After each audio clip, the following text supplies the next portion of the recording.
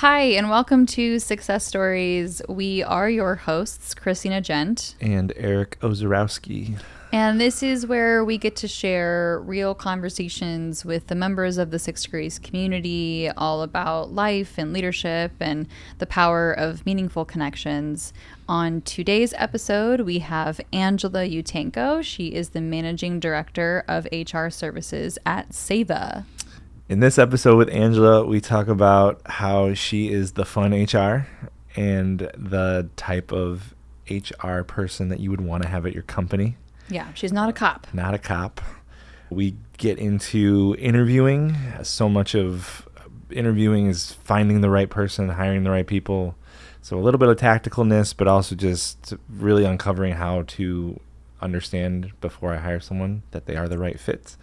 And the rise, I guess I'd say, of the word fractional and how that wasn't really a thing. We get to spend some time just talking about how the HR world has evolved over time and some of how much that industry has changed over the last 10 to 15 years.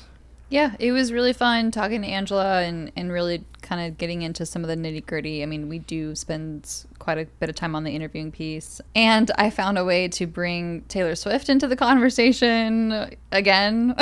It's a topic that I have kind of been jabbing Eric with a little bit more and more. So it's a fun one. Please enjoy Sixcess Stories.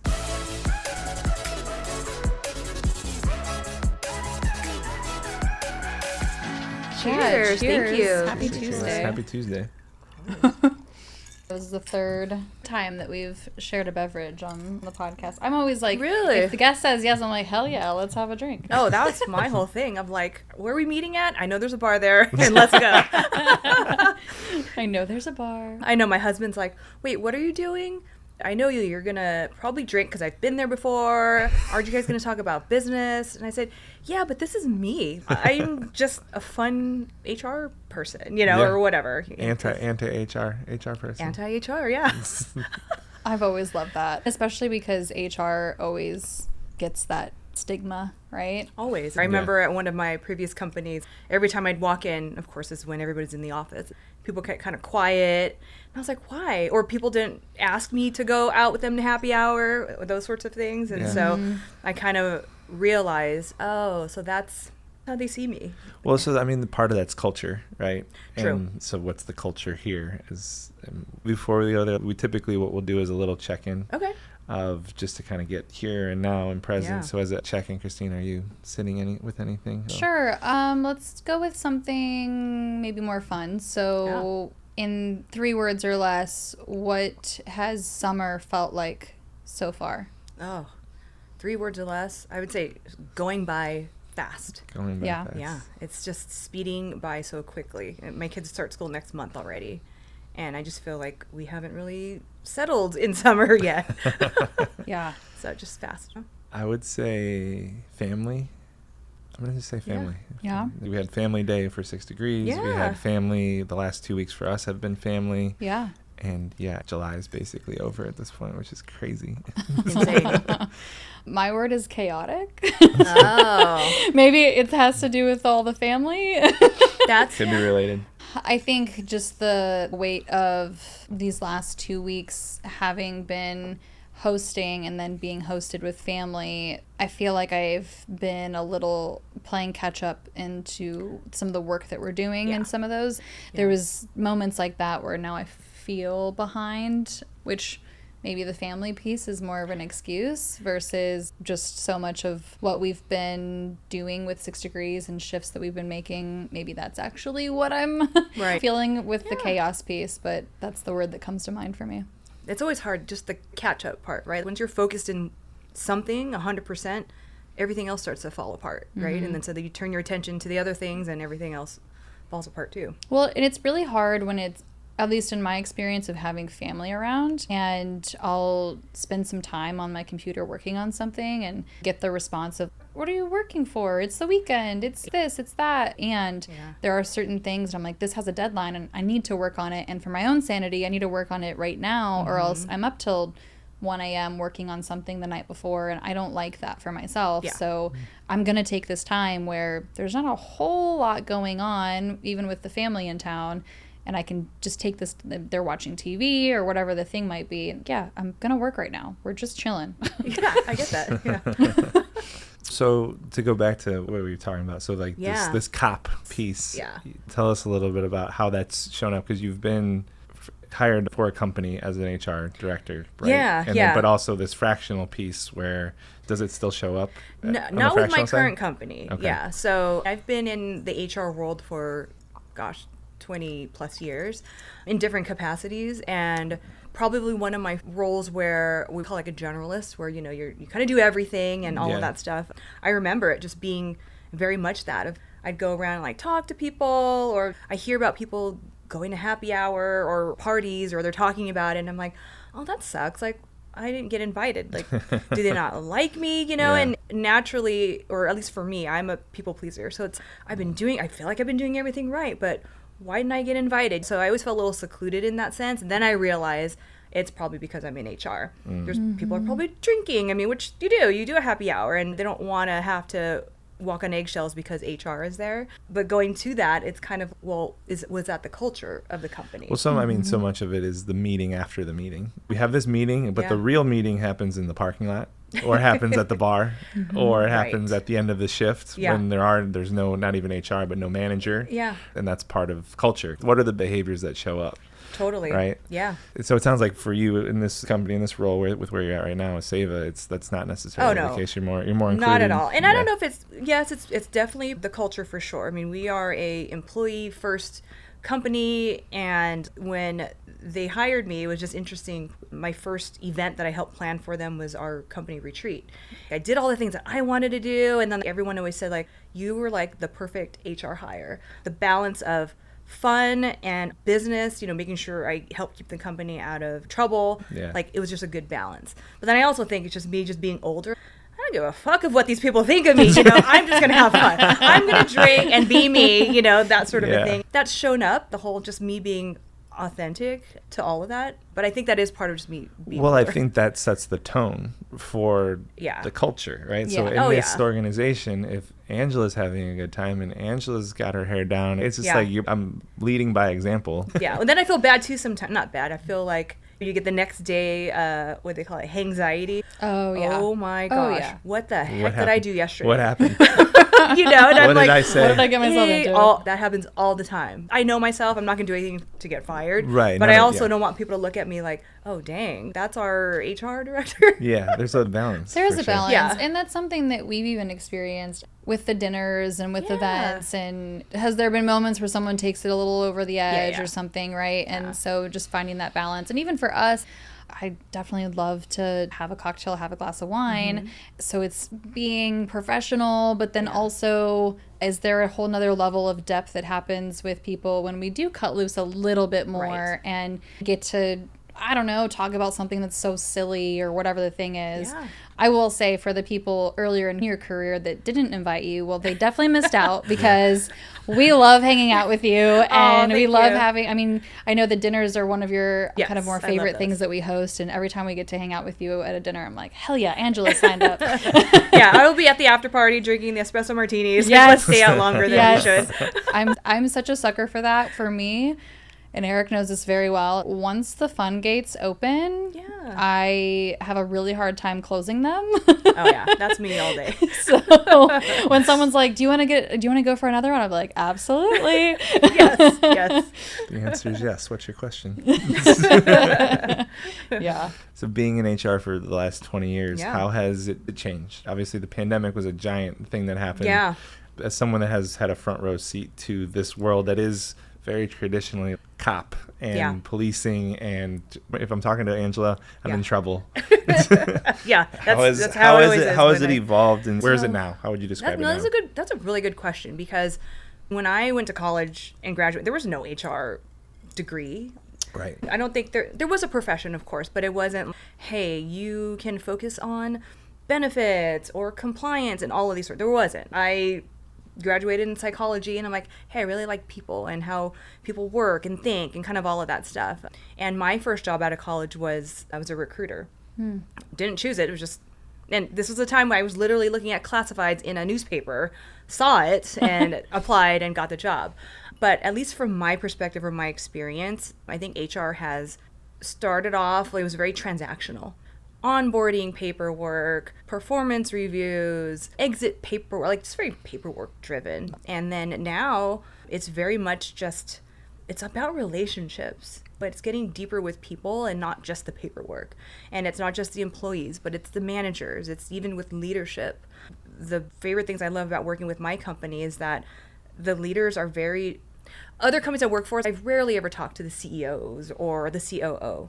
Here, I could text them and just say, hey, what's going on? And being able to have not just that line of communication, but just that openness and just being transparent about things. Yeah. And I think that's the value, at least that I bring to my company at Seva, but also to clients, because I could just be very forthcoming of, look, here's what I've seen done at other companies, or what you're doing may not be the right thing because I've seen this before. How about we try it this way? And it's very more consultative versus, again, just very administrative and paperwork driven. That's interesting. Yeah.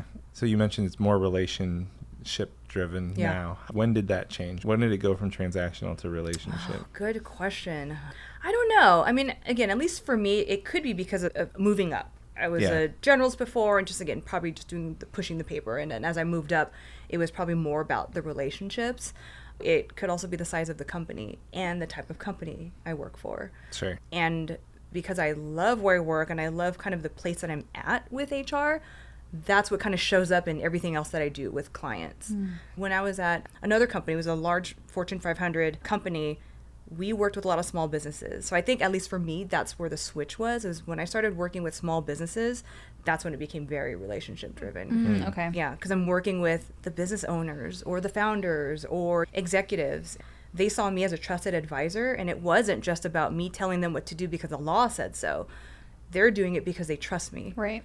I think just such a healthier way to be able to even understand HR and understand that it doesn't have to be going back to the cop analogy. Yeah. And we can have a culture here that allows for people to be themselves and be authentic. Yeah. I would use, of course, I'd be a cop sometimes of just, hey, the law says you can't do this. And Totally. here's Right. why, Yeah. But it's just, I would say, you want to make sure you do this way, and here's how you do it, versus just right or wrong. Yeah, the default of we got to play by the rules, and to have that as the backstop. And then the opportunity is to actually develop the relationship piece. And I think some people get stuck, as so many people, here's the rules. We have to play by the rules. Right. And there's so much gray in this world today. So it's, I saw a company do X, and we want to make sure that we need to do Y so that X doesn't happen to us. Yep. And there's way more nuanced than that. I play in the gray. Like, I am not oh my gosh, if we don't do this, and I should. There are times where I am. Depends on the risk. It depends, right? Yeah. And I think a lot of small business owners like that. They want to know, how far can you push to get to what they need to do, like a business decision, without really breaking the rules. Right. I don't know what it is with HR, but I know how people think sometimes. I've always broke rules, so I know what that person's thinking, and I know what they're going to do next, and so let's handle it this way. And right. all Well, that especially stuff. in California, right? I mean, for Absolutely. us moving here and being new to California Yeah. is like, California doesn't really want me to have employees. No. I know. Why would you want to? Literally, I'm like, what is going on? So, I mean, and we just brought on an intern, so we're kind of going through that, because Christina and I have talked about is we very much want this. We want to build a company, and we want to build a place where people can grow and develop skills, and that's part of the goal for us is to build a community. But it's also the motivation for an intern was this would be the best internship because I can meet someone in HR or accounting or a business owner, and I have access to all these people. Absolutely. And the Californian piece of it makes it like we talked to you. We had some questions about we need to do this and this and this and this and this, and it was like 10 things. I know, all the things. Yeah. Just to make sure that we're set up. I'm sure that was just the skeleton framework of cool. You're bringing someone on. yeah. Good luck. Best of luck to you. So, are you seeing that shift of your clients hiring less people, or even your own company? No, or because I of that? think no. I think people. I mean, you have to, right? If you're going to scale, you have to. But there's more thoughtfulness around the hiring process. I've been to Rudy's trainings and all that stuff. The hiring process is key because you're not just hiring for skills. And I think a lot of times before, people focus on, okay, let me look at their resume. Do they have the skills we need? Let me ask those questions around skills. But there isn't always been a focus on, well, let me see, do they going to fit in the company culture? Are they going to fit in with everybody else? Are they going to feel comfortable? And was it going to be like managing this person? Is the person that I have slated to manage them, are they going to be a good fit? So I think just making sure that you're looking at that hire very holistically so that it just makes for better retention, just employee engagement, and you don't get sued. That was a really big thing when we started doing the interview process, and I'm so grateful for being in Rudy's training because we interviewed several different people, and there were certain people who had skills and certain people who, it was very varied. And in the conversations, I was able to identify like the Cartman's drama triangle and really hear that come through in certain answers. Okay, do I want to bring someone onto our team that might live in drama? And drama, I mean, for the listener, it sometimes can sound like it's very exaggerated as far as what drama is. When we're talking about Cartman's drama triangle, it is more, it's little micro things that can be happening in conversations, and it can start to build, and there are certain people who really gravitate towards being in drama often. It could look like it's on a really, really small level, and it still has a really big effect on the culture. And so being able to identify that in the interviewing process was huge, because it made me realize, maybe I just like this person, but why do I like this person? And is it for the reasons that are going to help the overall goals of the company? Or is it more because I like the person and I want to be their friend? Or what is it? So yeah, the hiring is so important. It's going to have a huge, huge, huge effect on the way that the company's run. So if I can hire really well, then I should be setting things up for success. Yeah, everything else is easy, usually, for the most part. But it's really hard to hire. Like, oh, it is, because you have people that'll tell you what they want, easier what you said want than to hear. done. Yeah. Easier said than Definitely. Yeah. Right. And we're going to hire wrong people, or quote unquote people that aren't a fit for 6 degrees. It's going to happen eventually. It happens to every company. At that point, it's how can I effectively know how to end that relationship and help them move on to something that's more supportive to what they need. So much of it, and I'd love to hear your experience of this, but so if I'm hiring for need, I'm already hiring too late. At the pizza restaurant that I've worked at, is we're always interviewing, we're always hiring. If you show up as A+, we need to find a spot for you, right?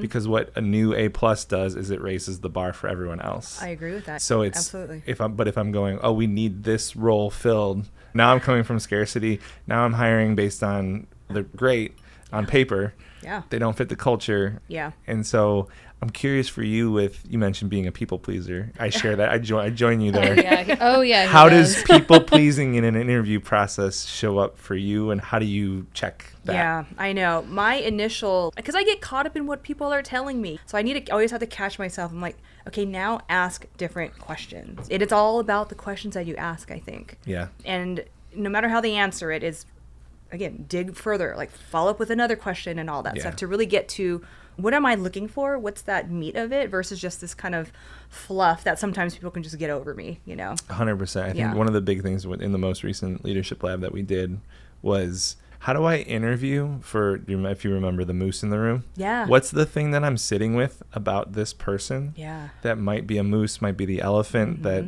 I actually need to know. Yeah. And how do I ask that question? Right. What's the version of that question that actually shows up that gives me the answer? I think the challenge of interviewing is students are trained to tell me what I want to hear to get the job. Yeah. And they have all the answers to the test. Oh, yeah. Right? So it's all of these questions. There's so many great questions that I can ask in an interview.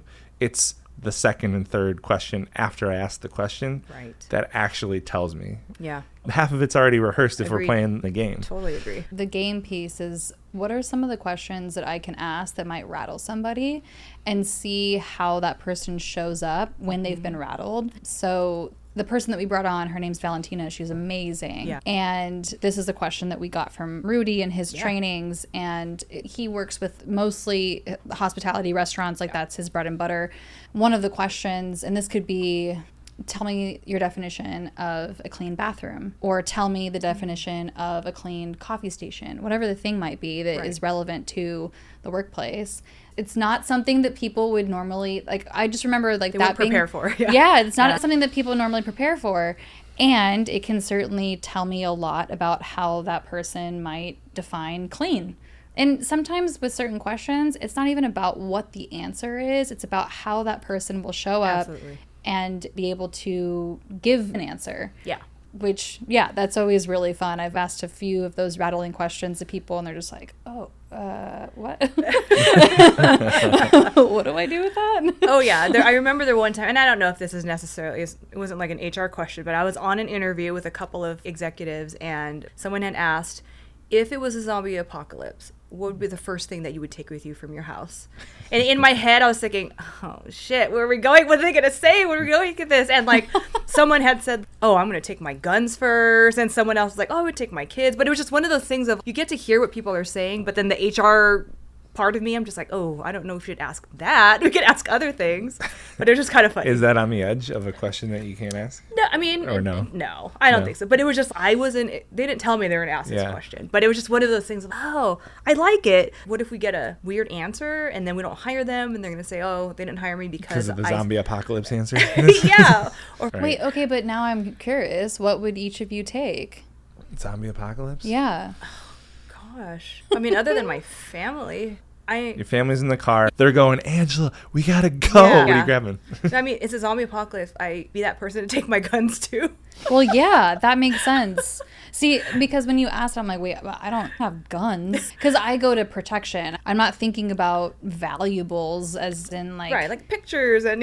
Yeah, no, I'm not Well, thinking so about that you stuff. mentioned like how important questions are. And so there's versions of that question it's fun and I kind of want to hear it. Right, but then And there's how the answer, what's the answer with and why. because of the Survival zombie, part. people get hooked on the world's ending and I need to protect myself. Yes. It's guns, whatever the thing is, right? Rather than like... Yeah, so is that an effective question? Yeah, like because what it's trying to get to is like, what do I prioritize? But it's layered in the world's ending and I need to Yes. take care of myself. That's the importance of questions. It's 100% going to affect the outcome of how someone's going to answer something. They might, again, to your point, Eric, the result of what they're looking for might be what I prioritize, and they're going to find something completely different if they're asking about zombie apocalypse versus What my house what is do on I fire. value? I don't know what zombie apocalypse, what do I...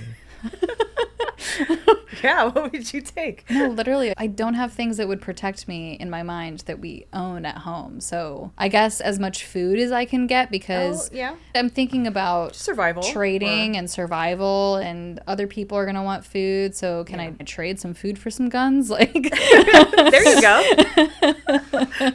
I have this Patagonia jacket that has been through some stuff and I lost it once and it came back to me. Part of me is I think I need to take the jacket. yeah, Here we go. that's I haven't worn it since we hilarious moved that here. That's what Oh, yeah, you don't really need to hear. There's that, and then I have my grandpa's watch, and I don't know how that would be useful, but it's what's valuable to me and that I could take. So yeah, Patagonia jacket that I Christina's lost. like, on. sorry, you're on your own. That's so funny. But it is, I mean, it's, those questions, they're fun, and They are. And Yeah. are they effective in an interview process, right? So to the point around, sometimes I get hooked up on the answer to the Yeah. questions and the story. The right? story, yeah. And so the zombie question is actually, why that? Yeah. Tell me about why Right. that. Yeah. And all of a sudden, I'm going to get way more than. But most people will just go, I got to just Yeah, move on to the checklist, next. Move on to the next Yeah. interview question. So where do you see yourself in 5 years? Ooh. That's the worst. The worst question. It's like, do not ask Awful. it. If anyone's still asking that question who's listening, please stop.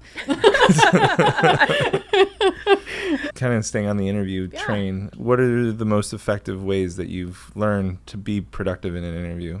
I'm assuming you're doing that for clients and both. Is all the hiring at Seva go through you, or Most of it. Like, usually it's like an initial conversation. Yeah. And then the rest is like from the hiring managers who can ask probably more of the technical, those sorts of things. But mine's more around like cultural Culture good fit. And I'm such a gut person. I can tell, like, within 5 minutes, this person would be perfect. Yeah. But then that's what catches me up sometimes, 'cause I'm such a people pleaser. If they're literally telling me what I want to hear, then all of a sudden my gut feels good. I'm like, oh, let's hire them. how do you know? how do you check that?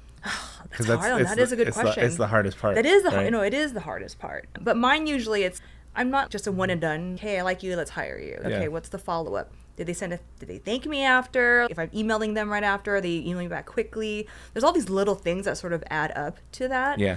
But I think your question was during an interview, like just the organization piece. I forgot what you had asked. Yeah. How does interviewing show up? As someone that yeah. practices it regularly, how have you learned to improve your process around interviewing? No, that's a good question. Everything is an interview. Yeah. We're all just talking, but it's where am I going to go next with this question and all that stuff. Right. And it sounds small, but the difference between if I have 5 candidates and 4 of them email me and 1 of them didn't after and saying thank you, it stands out. It does. Absolutely, it stands out. Yes, it's a best practice. Yes, everybody should do it. Is it wrong that you don't? No. But then if you know that you're up against others and you're the only one that didn't do it, like, sorry, dude or girl, that's what happens. We've talked about this with Rudy on a first interview. If someone is late, Yeah. the best that they're ever going to be is on the first interview. There's not going to be a day that they work for the company that is going to be better than they show up on the first interview. Yeah. And they're late. Be careful. And there are legitimate reasons and things happen. Of course. And just the everything's an interview part is, okay, that's an interesting choice. Of whatever the story is. That you have the reasons, stories, excuses that you couldn't be here on time. So part of what I've learned and what we do is the interviewee, the person, the applicant, you pick the time. Oh, I like that. They pick the time. And then they're late or then that's the time that they chose. That says a lot. Yeah. Here's a window. Here's our block of times. Please pick a time. Yeah. And now there's accountability here. And if you're late, that's an interesting choice. Yeah, I like that. That's a good one. But to your point, are there any little subtle things that you look for without giving it away for? Yeah. I mean, there's all these things that are popping through my head of, again, best practices of, do they ask, well, I guess another one too, are they even asking questions during that interview? If they're not, are you even interested in it? Do you even care? It's not just a one-way interview. It should be 2 ways. 100%. And it's, you want them interested in the job. They should be asking about, one of the best things I always like when somebody asks me during the interview, how long you been here? Yeah. Why are you still here? Or what keeps you here? Yeah. Just little things like that. If they don't ask those questions about how you like the job or how you like the company, that's a red flag for me. Sure. They're just there for a job. 100%. Yeah, and I think that's part of the opportunity is just understanding that, some people just want a job. Yeah. And if we're talking about retention and long-term, that person probably, they're going to go to the next thing. They're going to go to the next job. I tell this to people that are looking for jobs all the time. Where do you want to work? And it's actually a really hard question for people. Yeah. If you had dream job, top 3 companies, and I always think about The Pursuit of Happiness, that movie with Will Smith about he wants this job. Yep. It's not just I applied, I did an interview, I said thank you. It's no, I would talk to the people that work there. Yeah. I'd want to know what's going on and be curious about this company and learn as much as I can. And if you do all those things, I'd be a little crazy not to give you at least an interview, but also just understand why are you so passionate about this place. It's hard to commit to that without the guarantee that it's going to be a job. So I think people get scared of being able to say, oh no, I really want this. Yeah, that's true. Right? I want to go back to the playing in the gray. I'm just super curious if there's been moments that you've experienced where you've played in the gray and it did not go well and something negative came from it. Well, that's a good question. I just probably blocked out. I'm one of those of like, shit, that happened. Yeah, let's not do that again. We left that one in the past. Exactly. I don't think anything totally stands out with it because it's like, yes, I play in the gray, but it's not super risky decision. I'll never go to the ultimate riskiest decision. There's like a scale, right? Of nope, you're gonna totally get sued if you do this, and there's the hey, this is great. I'm right in the middle, but a little bit more towards the other side. Okay. You know? Yeah. For the most part, no. Go. It sounds still calculated in the sense that for certain things, there's certain things. For certain things, no, this is how we need to do it. Yes. And then there's the gray around certain things that if this happens, the worst thing that happens is X. Well, and I'm sure it shows up for different industries, right? There's going to be things that are blanket across everything in the state of California. Yeah. There's a list of things that need to be in place. Right. And gosh, we come from hospitality, bartending and serving.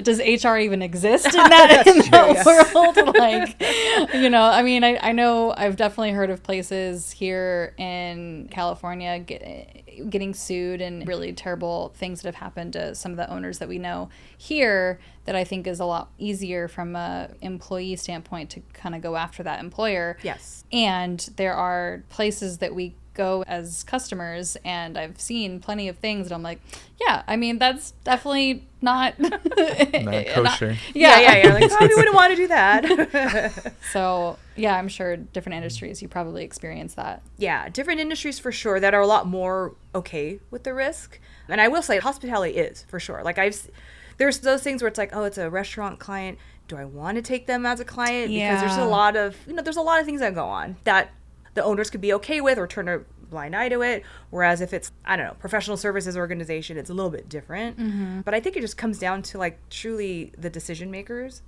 I try to give a list of, hey, here are 3 options. Here's the very least risky way or no risk. Here's a little bit of risk and it still gets you what you want.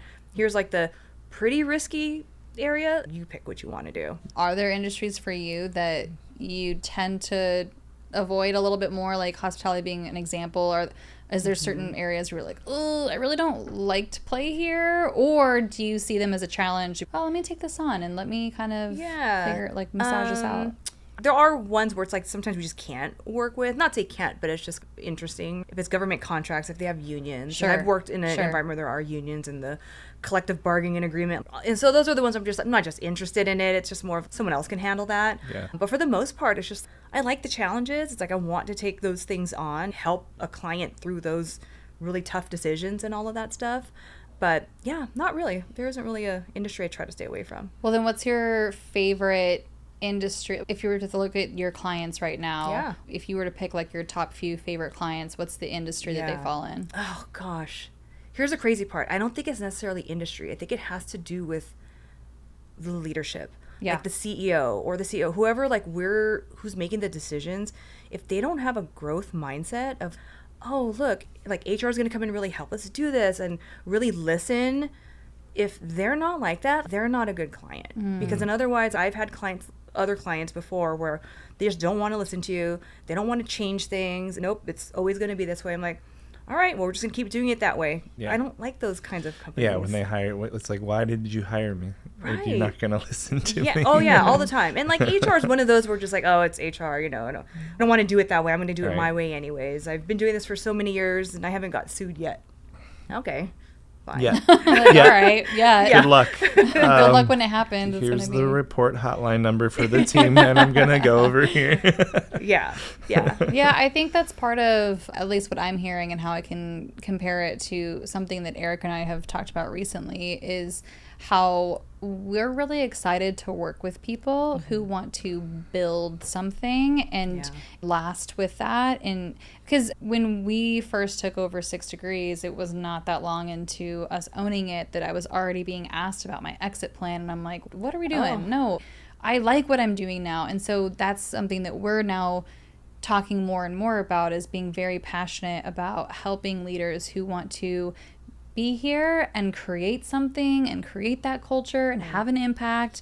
And instead of this turn and burn, which is really great for a lot of people, there's nothing wrong with that. I think our bread and butter is more for those who want to build and continue and stay. Right. And so it sounds like some of those leaders that would probably show up that way are more in line with who you are excited to work with. Absolutely. And that's what it is too. That's what keeps me excited. Those are the clients I want. I'm not going to say no to money. I'll take other clients too. Right. But you see what they believe in and like the great things that they're going to do for their company versus, again, it's just like, nope, just here to get acquired and move on. Right. Yeah. So how do you interview CEOs for a growth mindset?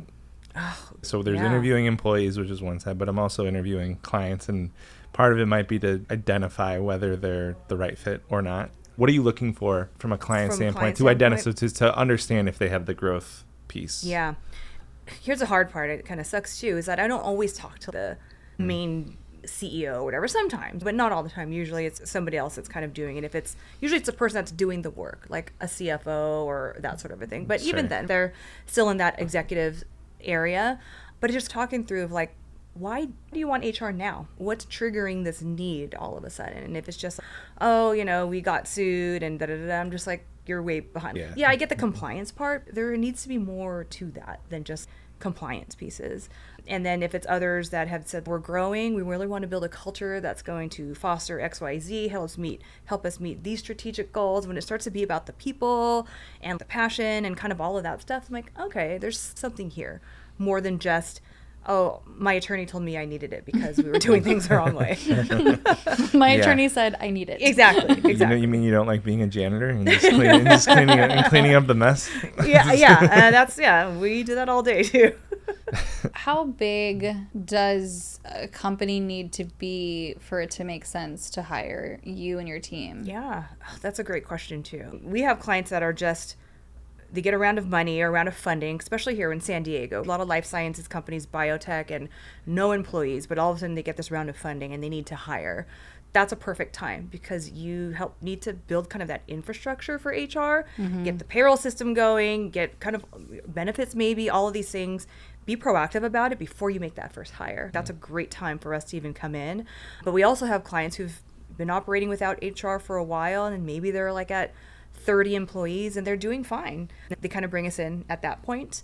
Again, it's more of the administrative stuff, and usually at that time, because you're hiring more, some of the employee relations issues start to come up, and they need sort of that expert to be able to navigate against the laws and that sort of a thing. Right. So like I'd say 30, 40, it's like a good sweet spot. Okay. Yeah. I just think about it from our perspective, right? At what point for 6 Degrees and when we're growing out our team, it's when do we start to bring on certain pieces that are going to be important. We're not at 30 people yet, so Yeah, I know. it'll be a minute till we're at that point. But yeah, I think that's been such a really, really huge benefit to the position that Eric and I are in, is having members who are experts and being able to ask questions. And when we were hiring the intern and just being like, hey, just what are the basic things that we need? And so it's been really, really awesome to have so many incredible people within the community that we can ask questions to. For sure. And then understand, okay, when is it that moment that we need to bring this on, like actually to help with 6 Degrees for the next step. Yeah. Well, and I think that's the beauty about fractional HR versus like a full-time person. You don't need to hire someone full-time or even part-time or even a fourth of the time. Call me when you need something, you know, and like, let's kind of work through this or a project. And that's, again, the beauty, I think, of fractional human resources versus just kind of your full-time HR person that, again, you don't truly need a full-time HR person for a while.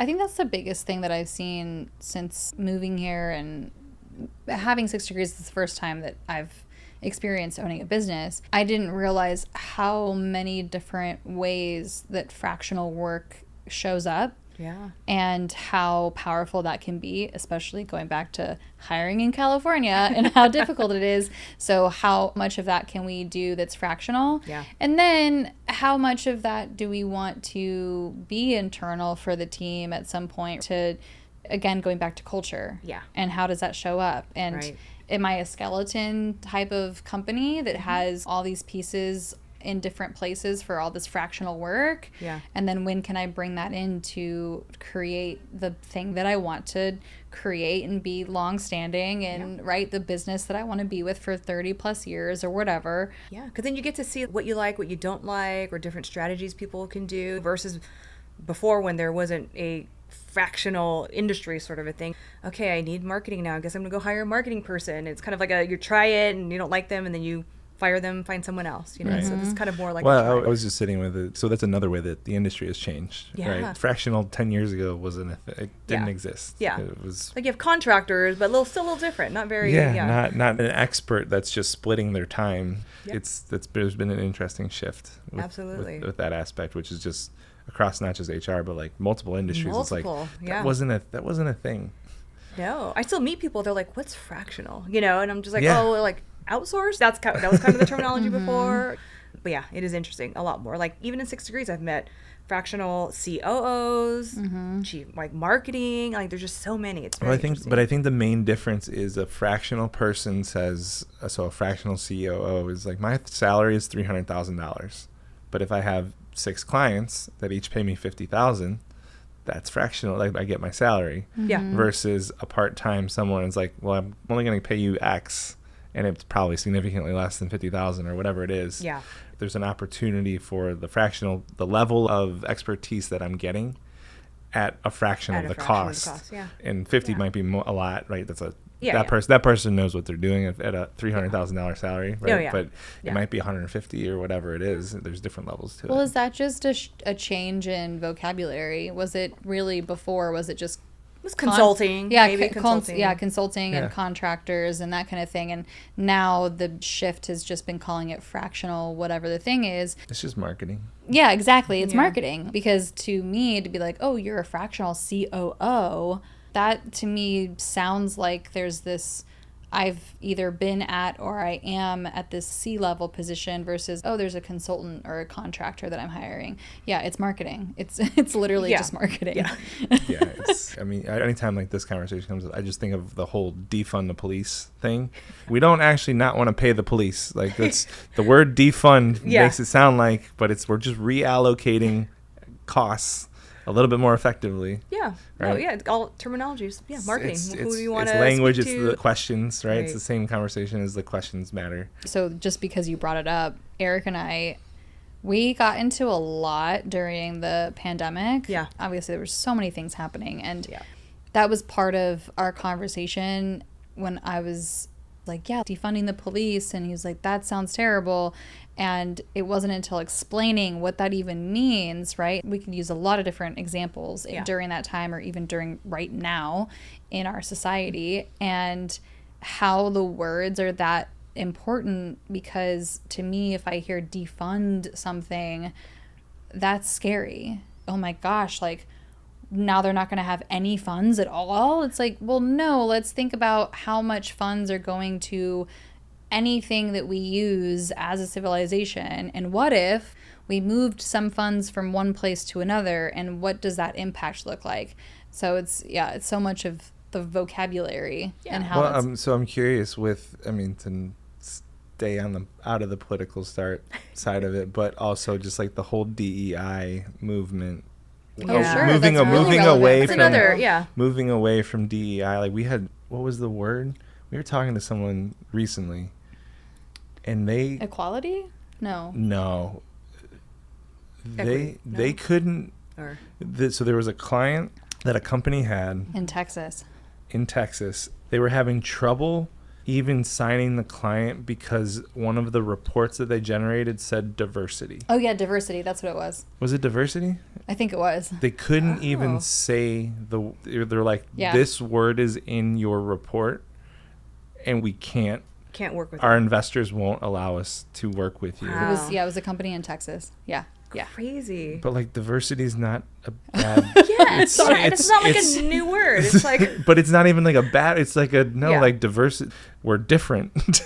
Right. Oh, absolutely. Yeah. Again, not to get the political side. I'm sure each of us have family members or different sides of like politics and all that. Yeah. I don't know if my dad will ever listen to this, but he is one where we've had conversations. He's just like, DEI is bad, and DEI. I'm just like, what's DEI to you, Dad? Like, what does that mean? Right. It's a marketing thing. It's like, here's what's gonna sell. There's a quota. You have to hire women because there's not enough men. I'm like, that's not DEI, Dad. So it's just we have these conversations. So it's just very interesting of like how the turn of words just becomes fuel for people. Right. Yeah.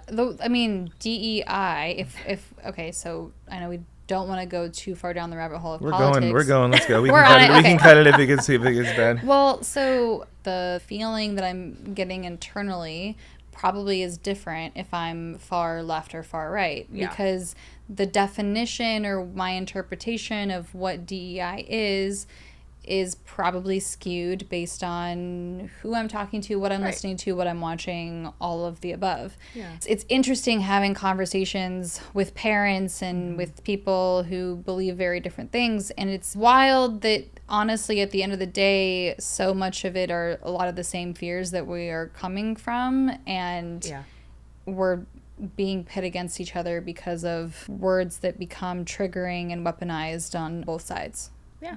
Me and my sisters always go at it with my dad. But, so we talk about the whole equity thing. It's just like people should move up, get promoted for their merit and not because they are a woman or certain ethnicity. I'm like, I get that, Dad. I totally get that. Like the whole, there was affirmative action, there were certain quotas, and I always joke about it about myself. Like I went to Santa Clara University, I got into this really great private school, and I used to joke about it saying, oh, I'm probably an affirmative action, like they chose me because of like my ethnicity or whatever. But so to my dad's point, it's just like, yes, it should be on merit and all that. So I said, I get that. I said, but these things are put into place because if you're only fishing from one pond and not the other ponds, what type of like diversity are you getting? You know, there's this whole circle that it just goes into, and yeah, I don't know, just very interesting. Yeah, so I guess from just an HR standpoint, like how has that shown up with your clients? Has that been an issue at all? Thankfully, no, it hasn't. It doesn't go far as like I've never had a client that's just all in, like, oh gosh, we're gonna do all this DEI stuff and all that, and then other clients are just like,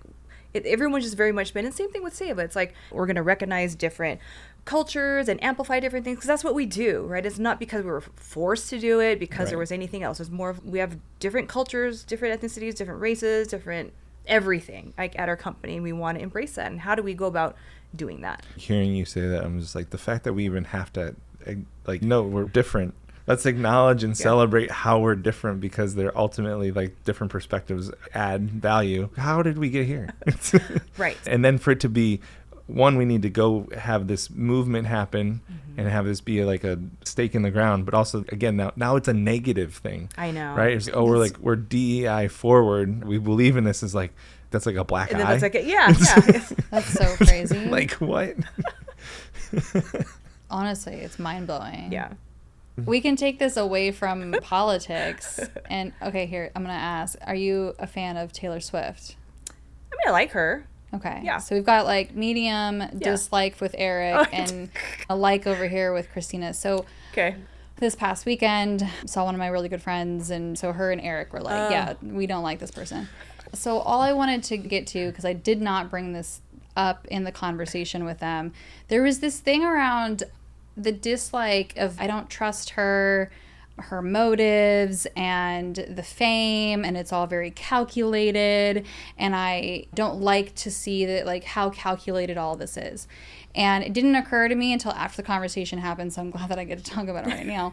And I was like, well, wait, isn't that what building a brand is? Isn't it understanding like my audience and understanding when I post the thing and how I comment on other people's things? We're literally talking to our intern right now about, okay, who do we want you to interact with on LinkedIn, and what accounts, and what makes sense, and how do we present ourselves, and how do we build our brand? That's exactly what she fucking did. So like, why are we angry about one person doing that and this like distrust of the way that she's executing it when we are also doing the exact same thing? Do you know why? Why? Because her brand is this sweet, innocent, authentic, I don't know what I don't know, right? But her brand to me is the opposite of that. I don't agree with you. My perspective of her brand is that everything that she literally came out with this reputation era of being the exact opposite of sweet, innocent, anything. But by design, because it was this perception. It's like, oh, I need to anti that. What did she do? Was there like a trigger of all of a sudden? I don't not like her. She's undeniably talented. Like, she's an amazing songwriter, and to me, there's just something about her that I was like, I don't know what it is. Her brand is this, and like, she's doing all these things that actually don't align with the brand for me. I guess I just don't agree with that. I think that she has been building her brand just like we're building our brand. And to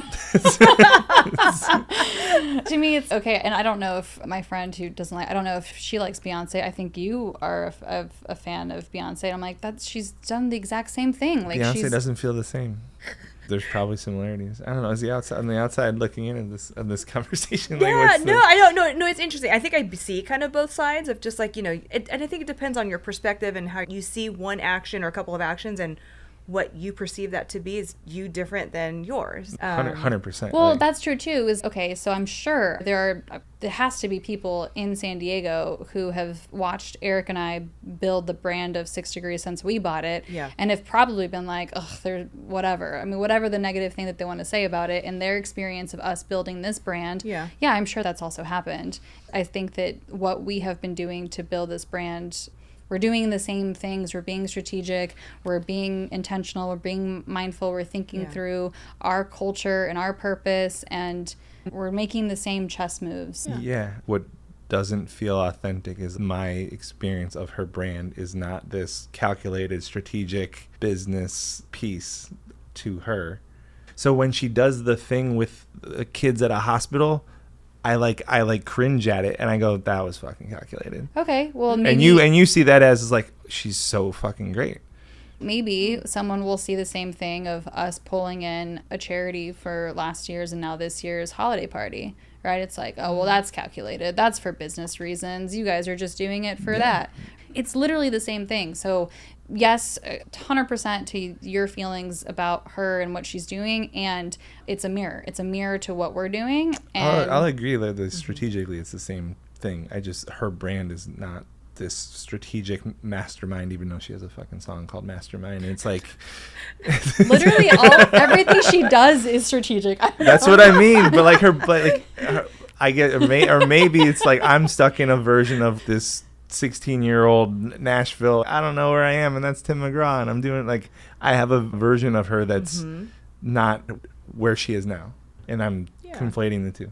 Oh, how interesting! It is interesting. Everybody has such individualized perceptions of everything. I don't think there's one person anybody can think of in this world that's like everybody loves that person. All the 6 billion people on the earth love that one person. No, everyone's gonna hate that person or don't like them. I think it just depends truly on what you're feeling and your own individual perception. And I could be completely wrong about her, but there's something that feels off and fake to me or inauthentic, and I don't know what it is. She's gonna hear this and then like reach out to you. Oh, she's totally gonna hear this. Taylor, we can talk. It's fine. I'm happy to have the conversation. Oh my God. That's hilarious. Well, and something that you just said, Eric, too, is getting stuck in someone's age maybe 15 years ago or whatever for a certain person, which is really interesting because even the three of us, we've only known each other for so long, and so our perceptions of each other and how different they could have been if we would have met in high school or some other stage in our life, and how we can get stuck with that. I haven't been back to my high school hometown in probably 12 years or something. I'm definitely sitting with a ton of fear of going back as Christina now. Yeah. Because high school Christina is what's there, and it's what people from there know, and it's a very small town in the middle of Kansas. And a lot of the people there have stayed there and have built their lives there, and farm town and everything else. I keep getting asked, hey, like, when are you going to come back? They have this festival every other year, and it's this big thing, this big Swedish festival. And every year I'm like, yeah, I should go back this time. This is the year. Every time I back out, I'm like, yeah, no, I'm good. I don't think I want to face that. There's something there about like this past self. Well, so you have kids. Yeah. And I think you get a front row seat to watching. You have a 15-year-old and an 8-year-old. And 8-year-olds, but you've seen different versions of them grow. So I think as a parent, I'm curious how that translates to what Christina's talking about, the high school self, high school me. Oh gosh, but is it different for you, like having kids and watching them go through it? Yeah, I think so. I mean, it's each 10 years or whatever it is, right? If we look back, it's like I was not the same person I was in my 20s, and people remember me probably then, and I wish they didn't. And with my kids, it's kind of the same thing. Like my older son, 15, he's not social all of a sudden, or just kind of a little more reserved. And then I get in my head of like, gosh, is he just depressed or what's going on, But each little change, I hold on to when he was like a kid. And then I see things now and I think it's wrong, but is it wrong? That's just him now at this stage. Right. It's not right or wrong. Yeah, there's so few people that we know through different stages. Yeah. There's only a handful of people that we actually get like, it's that intimate of a relationship where I see change. There's shifts that happen. Oh yeah. And then kids is just you get front row seats. Mm-hmm. It's interesting because if you met me 5 years ago, there's a version of me that not many people have seen, right? Like, and vice versa. Yeah. It's such an interesting thing to think about. Like I know Angela, but what version of Angela do I know? Yeah. Or Christina, I know Christina, and what version of Christina do I know, and would I've gotten along with a different version. Right. And there's only certain people, like childhood friends, that have seen every version, but if they've stuck around, those are your people, because they loved you in every way. Do you have people like that? I do. Yeah. I have some really good friends since sixth grade or so, and then I have others that are like junior high, and we also hang out, and it's the same, we all have the same humor, and it's always stayed the same. Like that's the really cool part. How often do you see them? Well, there's a subset of girlfriends that I have. Like, we try to do like a girls trip every year. Okay. But Nice. again, it's with social media and all that, we're all do those sorts of things. That's awesome. Yeah, Cool. it's really Yeah, good. I have one friend who like is like since we were like 5. Oh And- my gosh, 5. Yeah. Dang, that's awesome. And you have a group of like 4. Yeah, I mean, so I've got a couple people from kindergarten. They're still close. And then there's another few more that I met a little bit later, like 7th, 8th grade. And luckily, one person, Carrie, she lives in San Clemente. So Oh, that's close. really close, and we get to see her more often. But Yeah. it's interesting to definitely see those relationships and the growth and the people that we vibed with at that early age and how those vibes still maintain Yeah. now to this Right. day, and then vice versa, the people that maybe we've developed friendships along the way, Yeah. and how much of them stick around in later stages of our lives. I mean, we have a whole Chicago crew that we're really close with, and that was a very different time in our lives because we were bartending and serving, and Yeah. that's just a completely different environment, and so that's a different type of friendship that I even have with Yeah. that group of people. Right. And love them all, and we get to see them pretty consistently. So it is really fascinating to see the different stages of lives and who we bond with, and which one Yeah. of those bonds really stick and stay over time. Yeah. Well, you mentioned vibe. I think that's kind of what it is. Like, Yeah. you don't vibe with Taylor Swift. You'd probably never hang out with her, but maybe Beyonce and vice versa. You know, it's like, who do you vibe with? Yeah.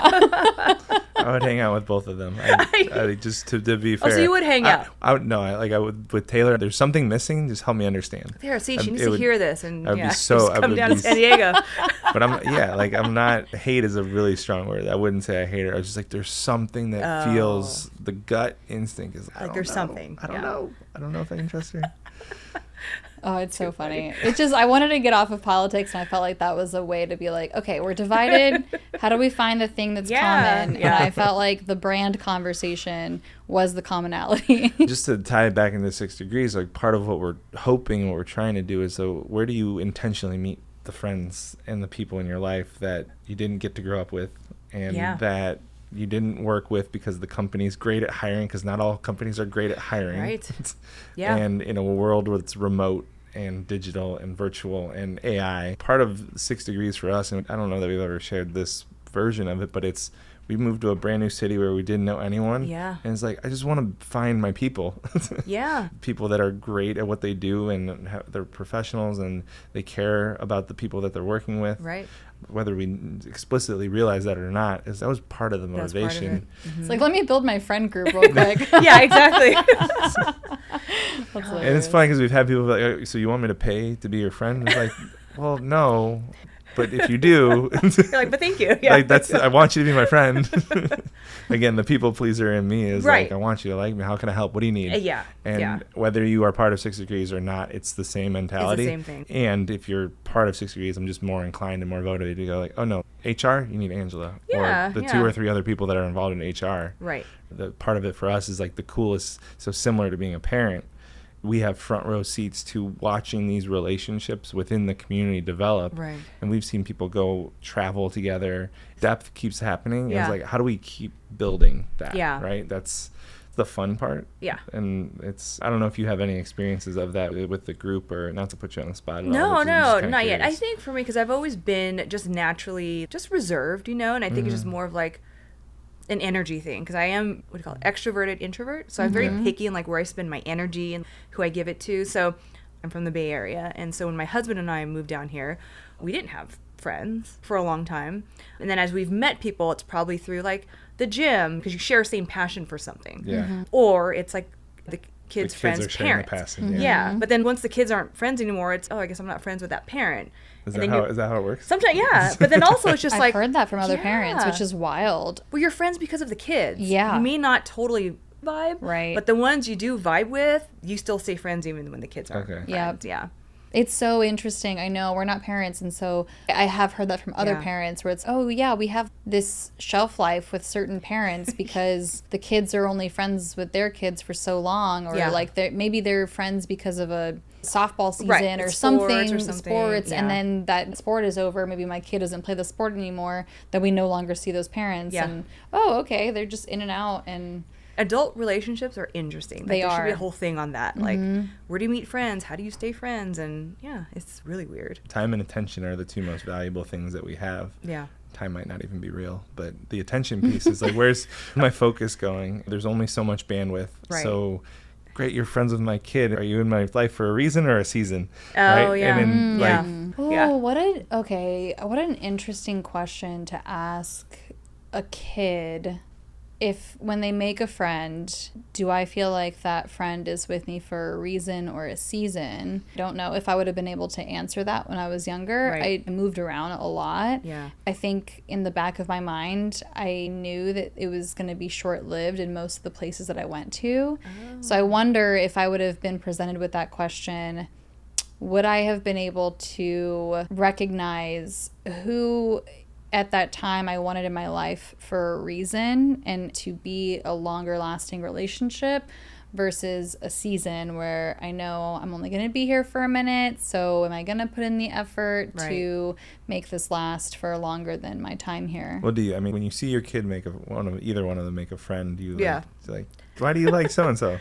There's sometimes, where it's Yeah. like, I'm just like, well, that's an interesting friend. Or, like, It's an or like some, It's an like, interesting choice. yeah, exactly. Interesting. So why are you friends with them? So if everything's an interview, what did you get from this one? Exactly. Yeah. But just like any other kid, I don't know. You're going to get like, Yeah, we were just around my niece and nephew. They're 2 and 4, and they're so much yeah. like just fun and energy and all this Yeah. stuff. And yeah, it was my nephew's birthday, and he had all his friends over, and some of them were my sister's friends who live in Denver, people that she's met. Some of them are neighbors. It's just so interesting how we build these relationships, and it's so random for the most part. Yeah. As kids, I didn't pick where I grew up. My parents did. Yeah. And that was because they lived by their parents or someone moved somewhere. You grew up moving around a bunch, so the friends that you made was just by happenstance. That's true. It is and like chance. random. Yeah. And there's not, again, if I work for a company and the company's good at hiring based on culture, I might find some like-minded people right there. Yeah. Then that's a little bit more stability. But even college, I picked a school. Yeah. Because why? It's not because I'm going to meet my best friends at this college because they have the same values, or I guess there's some religious reasons to go to school that might align. But for the most part, that's not really the case. Right. So yeah, in my 30s, 40s, 50s, like, where do I meet friends? Yeah. Like, Where do you meet friends?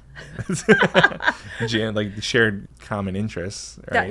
That's, I think for me, that's where I've met friends. Is, Yeah. again, kind of the shared common interests. Or even at a company, you kind of gravitate towards those that you vibe better with. Like, you go to happy hour, you're like, oh, this person, we had a conversation. What was it? Superficial conversation was really deep and good, or like, would I hang out with this person outside of work? So it's just, and it goes back to the intentional piece.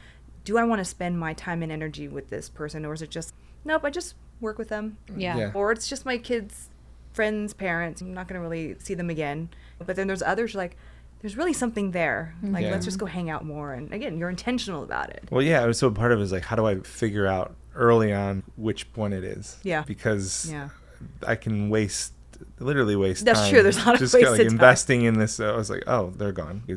Yeah. People come and go all the time. So how do I make sure that I'm navigating, getting what I need, and cultivating the relationships that I need, that are supportive, that are filling the cups. It's so hard. Like, it is hard, It's a bunch of spinning plates. Yeah. But I think that's the beauty of it, right? Of like, there are the people that you meet that like, I want this person in my life all the time. And there's others like, kind of superficial, but you cross their path for a reason, and same thing, like, what did you learn from that relationship? And that's even, I mean, it's relevant to like previous romantic relationships. They're in our lives for a season, and it's to learn something, and so that I can take that into my next season or reason, right? It's like, how can I learn from all the relationships in my lives and move forward, and then maintain the ones that I really, really want to maintain? Right. HR's relationships, right? So how do you support the relationship building within the team that when you're not involved? How do you help someone navigate relationships at the company? The relationship, well, so for you to build a relationship with someone is one piece. Yeah. But there's also just kind of like helping the ship being steered in the right direction. Yeah, no, that's a great question. I mean, I think it all comes down to, what is the reason? Why do these two need to connect? So whether if it's like a manager and direct report relationship, or like a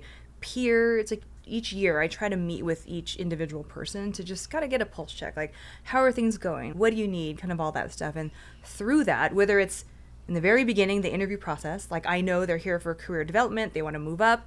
I know to make sure that they meet with others to help bring them to that next level. Got it. And then same thing like with ongoing relationships. It's like kind of what do they need? How can I help them get there? Okay, but so you're actually like fostering or making those connections happen for them if they ask for them, or If they ask for it, yeah, right. yeah. But you're navigating, kind of putting people together and connecting people. Yeah. As or even needed. like when we're all together in person, I see someone that's kind of on their own or whatever. Not everybody's super social, and I just try to make sure that they feel okay, and not just me talking to them, but making sure feel someone included. is right. Yeah. Yeah. Okay. So I like that. What's the reinforcement? What would you like the I reinforcement? don't know. What was the check-in? The check-in was to One word? describe summer. Summer, one word. I could flip it and say like, what do you hope to accomplish by the end of summer? Okay. Yeah. That's a nice little reinforcement. Yeah. What do I hope to accomplish by the end of the summer? Honestly, to me, just goes straight to the intern that we hired because she's going to be studying abroad. Okay. So we really only have her for the summer. What I would really love to accomplish is helping her meet some of the goals that she ironed out for herself, that she identified that she wants to get out of this internship. Part of what I really appreciated with, and a lot of this is me learning through like Eric and the way that he approached this as well, was giving her the opportunity to map out what she even wants to do and what are the projects that she is interested in, that she wants to work on. So it's not, again, going back to this, I need to fill this role because we need it. It's, no, here's a list of all of the things that you could possibly work on at 6 degrees. What's pulling your attention? Because that's going to produce better results than if we were just telling her, no, we need you to go do this. Yeah. So in that, she identified a few goals that she wants to accomplish by the end of the summer. For me, I would be really, really excited to get at least the majority of those goals for her, at least for us to support those goals being accomplished. Yeah. Yeah, I would say just from this conversation, the relationship piece of like, so how do we help our members create opportunities for them to connect deeper? And that's kind of what I'm sitting with, just from the whole, where do I make friends in my 30s, 40s, 50s is, I think this is the place to do that. Yeah. I think for me, I have someone that's out on maternity leave, so I've been really working in the business a lot, so I can't wait to just start working on the business, meeting with more people, really showing the value of what Seva HR Services can do, all that stuff. So, yeah. What shifts for you? What's the main shift that'll happen when she's back? When she's back, Yeah. being out more, I Yeah. mean, it's just the connecting with people. I used to not think like, oh, I don't like networking, it's like sales, but it comes back to the relationships. And if you're not watering that, if you're not doing those sorts of things, that's not going to come back. You have to really just foster those relationships, and something will happen. And I think so many people forget or overestimate that, like, oh, I haven't talked to that person in a while. Maybe I shouldn't reach out. I was like, no, like the seed's planted. It just might need a little bit of watering. Yeah. And so, whatever the activity is, whether it's just being out more, or reaching out, or just people are, once the seed's planted and it's fertile, like it's ready to go. For sure. I love that. Yeah. That's awesome. Good. If we can help, obviously, with that Thank you. in any way. Appreciate Absolutely. it. Thank you so much. Oh, thank you. Of course. Yeah, It was good. hopefully this was fun. Yeah, no, it went by Painless. fast.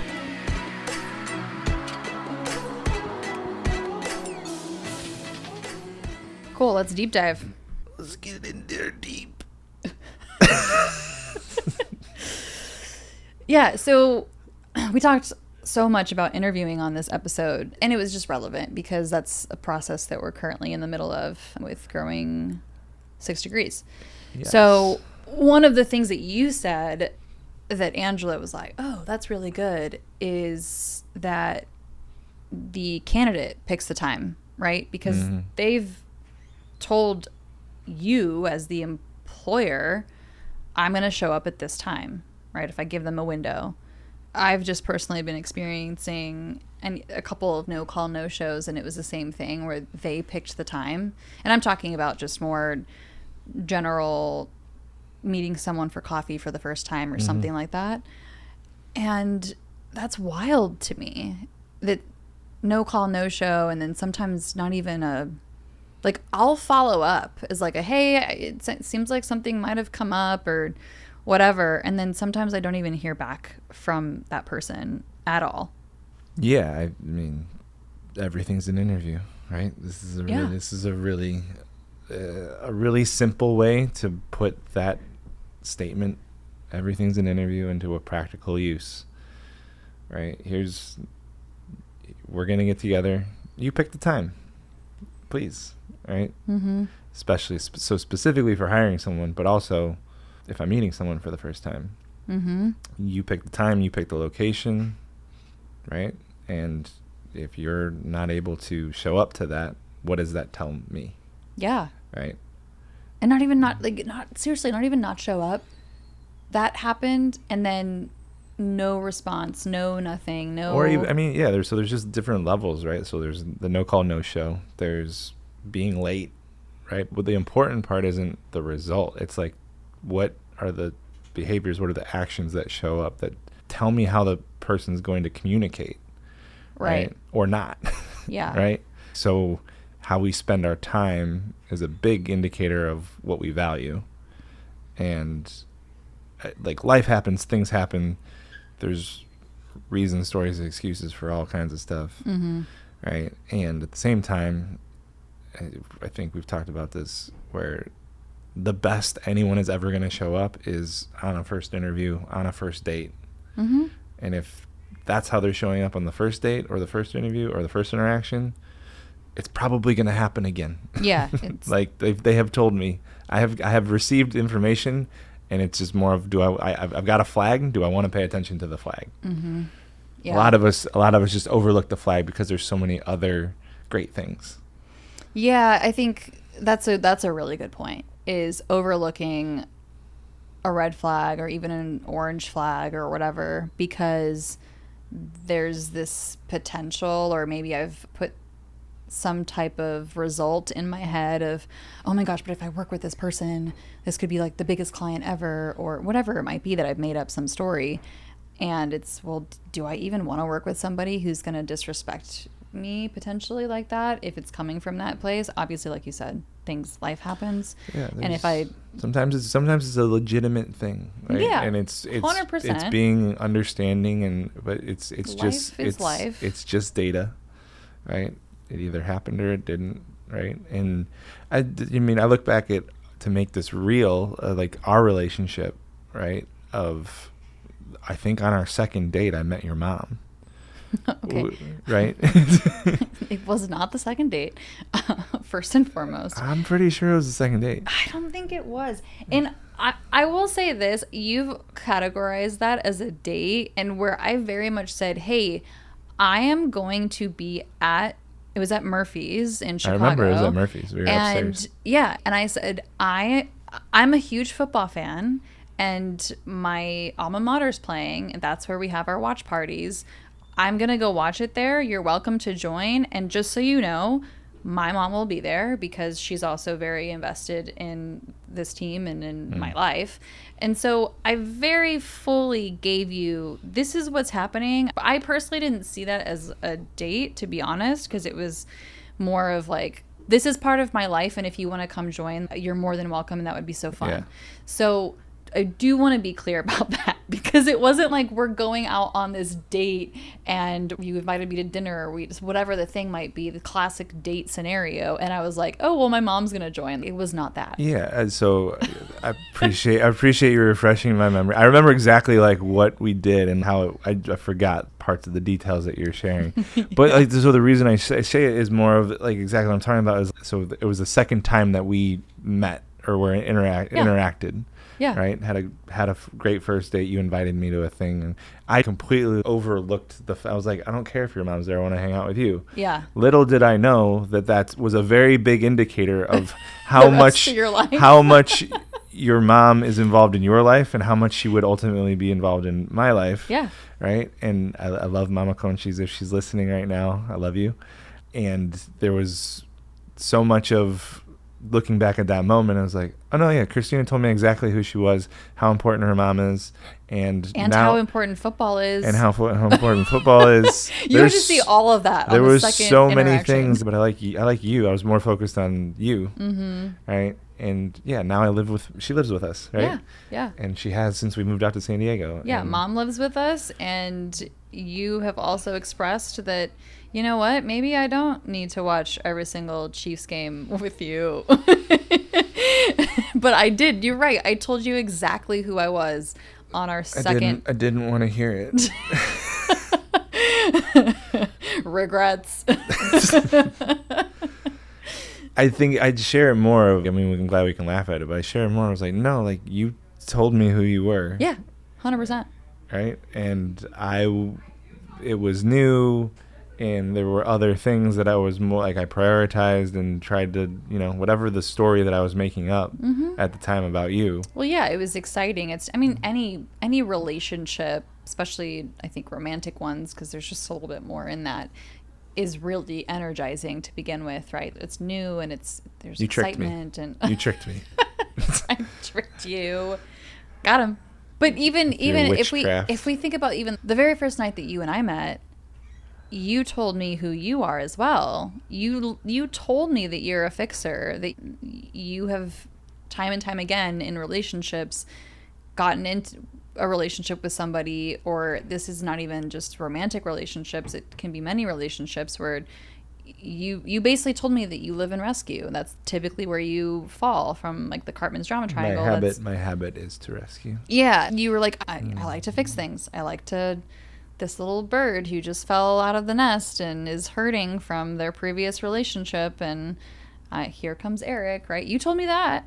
It was something that I learned about myself, and I had reservations about us dating in the very beginning because of it. Because I knew, this is my habit. You check all the boxes. Yep. What a fun project this will be. I'm glad that I was a project. Oh man, the amount of red flags that I think I gave you at the very beginning was quite. No red flags.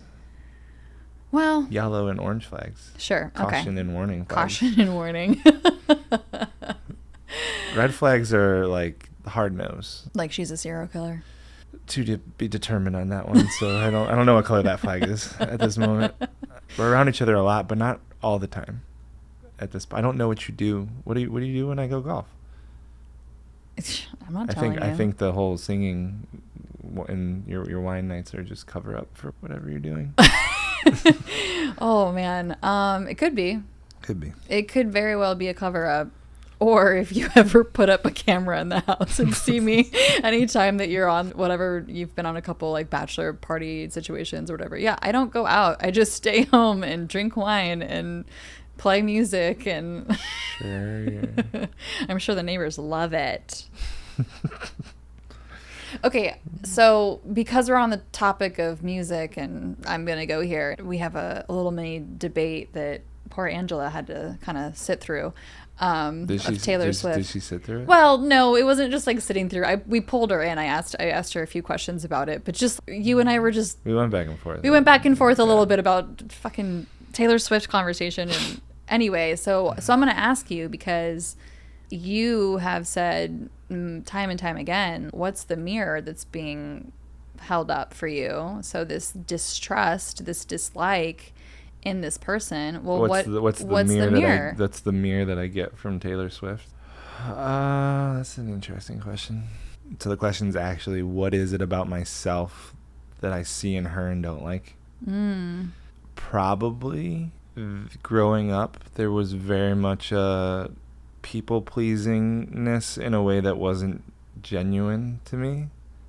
Coming from you? To make friends. I didn't have very early, when I was really young, I was really shy, and I had these big giant glasses, and you've seen them, they have Coke bottle lenses because my eyes are terrible, and I had giant braces with a big gap in between my teeth, and I had a couple friends, but I didn't have a lot of friends early on, and there's times where I would do things to fit in. Like what? What's an example? One of the ways that I would make friends is I would burn people's CDs. Okay. As an example. And I would try to figure out like, what music do you like? and then I would pretend that I liked the same kind of music. Sure. Right. And I was like, oh, I burned you this CD. Right. And Yeah. guys, girls, didn't matter. Like, that was just an example of a way. There were times where it felt like I'm like faking it. Yeah. I'm really trying to make people like me. Yeah. I want people to like me so much. Oh, you and I are so the same in so many ways. It's ridiculous. I did that shit so hard.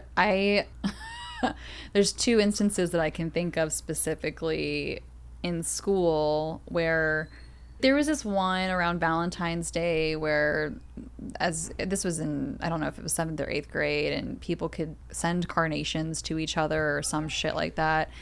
And I legitimately went and bought like 60 of them and sent them to like pretty much every person in my class, almost, at least people who I interacted with that I thought maybe were friends. And it was very much from that. It was just like, oh, like I want everyone to think of me, that I don't know, did something nice and that they like me. And yeah, I think I have a couple other, like one year in high school, I had my list of like closer friends, like 20 to 25 people. In high school, I had friends, right? Like I was in different groups, and I ran in cross country. I played basketball, so I was kind of on these different sides of. Then I had all these other just different groups of friends. I went around and I bought like 20 people Christmas presents, and I put it on their door. I fucking did that same fucking thing, dude. It's funny. But it wasn't even like I needed them to like me. Like I wanted to be seen as like this good person. Yeah. And I got, like, it felt good to do too. Yeah. Right. It feels great. It was a very fulfilling, very rewarding thing to be able to do that. And there was part of it. That one was probably a little bit more aligned with me. Right. And so the Taylor Swift thing is like, it doesn't feel like she's trying too hard for me to like her. And I don't even fucking know her. And it doesn't matter what I think. Like, it doesn't. It's just really fun to debate and use her or just that as an example. But I mean, I appreciate the question because, that's probably what it is. Right. It's the reflection of me in that 10, 11, 12-year-old kid that was just trying to make friends any way he could. I wanted to be noticed. I wanted attention. I didn't feel like I was relevant, like I existed. And that was one of the ways I did it. And then there were certain instances that it felt like literally like slimy. Right? Yeah. The one that I did, that sliminess that you're talking about. Oh, this is so embarrassing. It was the holidays. I think this was my freshman year too. So embarrassing. I went to a school small enough that I think we had less than 400 kids in the school. And I went and bought those Lifesaver mints, and I printed out a little slip of paper that just said something like Happy Holidays, something. I don't know. It was just like this little short message. Here's the thing. If I purely wanted to do something that was just like an act of good or an act of whatever, I wouldn't have signed my name on it, but I had my fucking name on it. It was like Happy Holidays, something, something, with a little mint attached to it from Christina. I probably put Christina Gent. I probably did. And I went to school early and I taped one of these little things to every single fucking locker in my school. That is clearly someone who just wants to be fucking noticed. Starving for attention. And how embarrassing that that's something that I did. If I just wanted it to be purely like a good little note and something that people like, oh my God, how nice. I have a little, then I wouldn't have put my name on it. But no, I put my name on it. Yeah. Ugh! It's so cringy.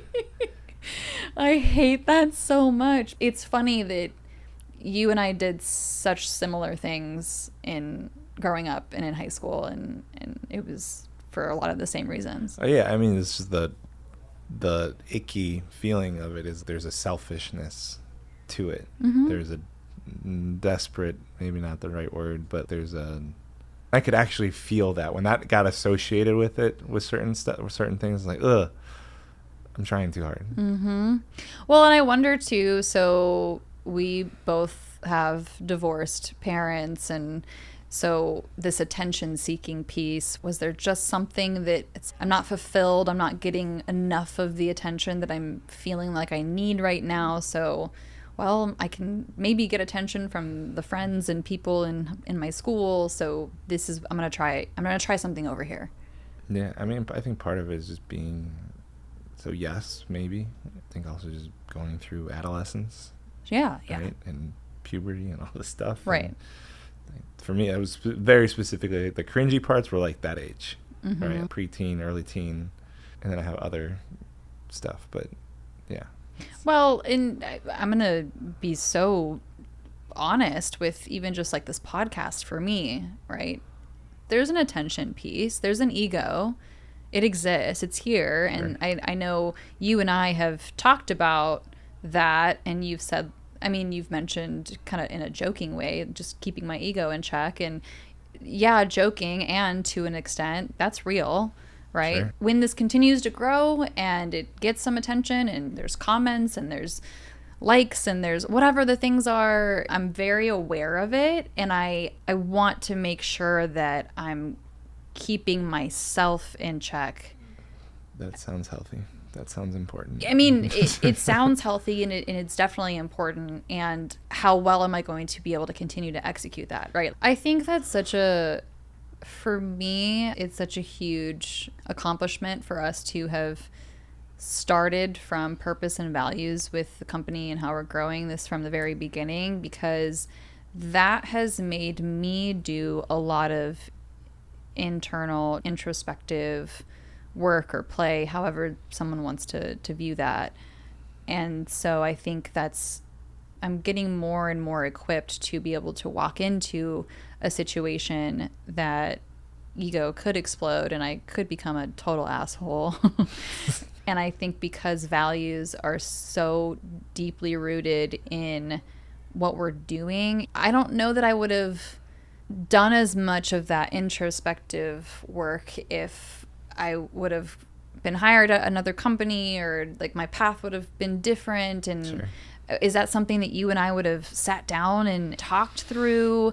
Maybe. I just don't know. I don't know if that would have happened. And so that's something I'm really grateful for and really proud of, because it has helped me keep myself in check. Well, yeah, I mean, so much of purpose is there's a grounding to purpose, right? When I know why I'm doing what I'm doing, my head might get as big as it gets, or the ego might come into play, but if it's still tied to the purpose, it's going to keep me.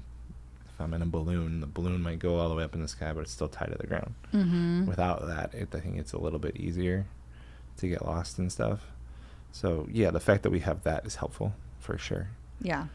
And if this gets crazy, I probably am going to have to exit social media.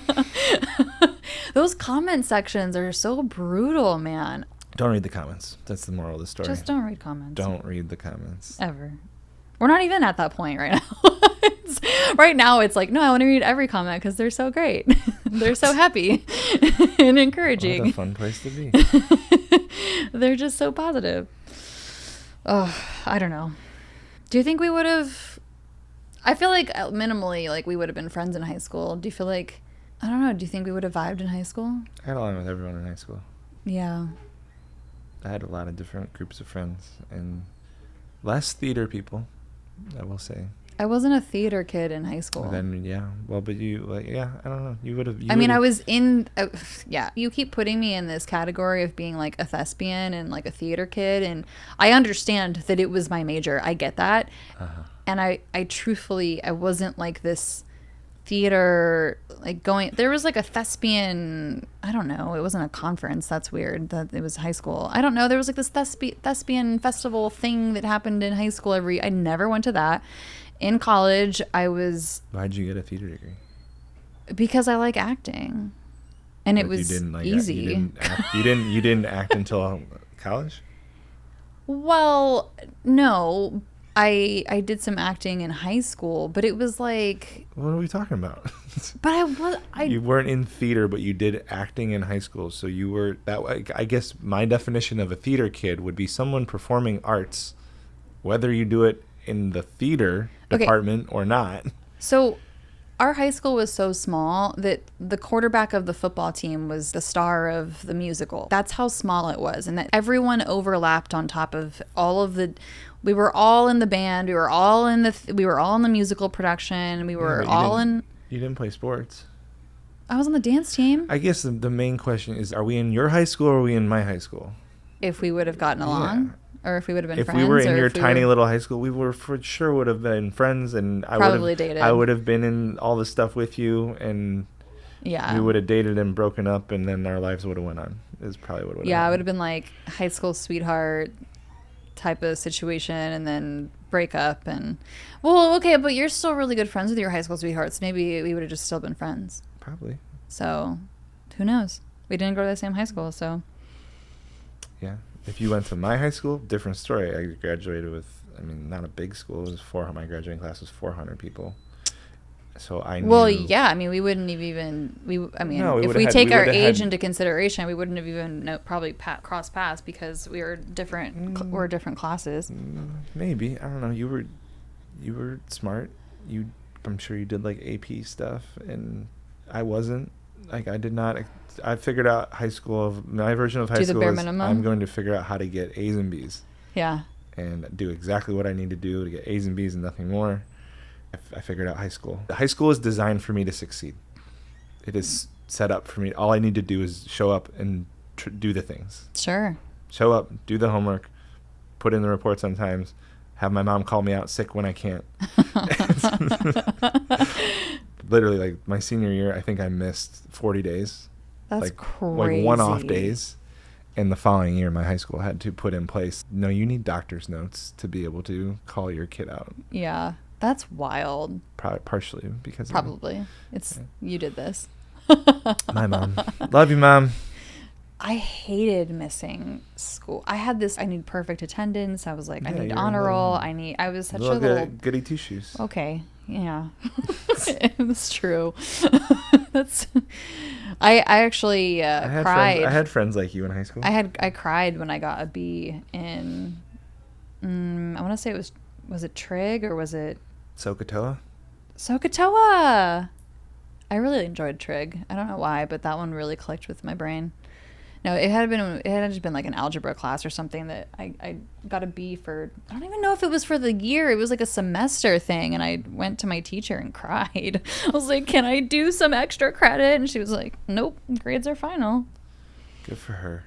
Yeah, honestly, good for her because I needed like, that. This kid has straight A's. She needs a B.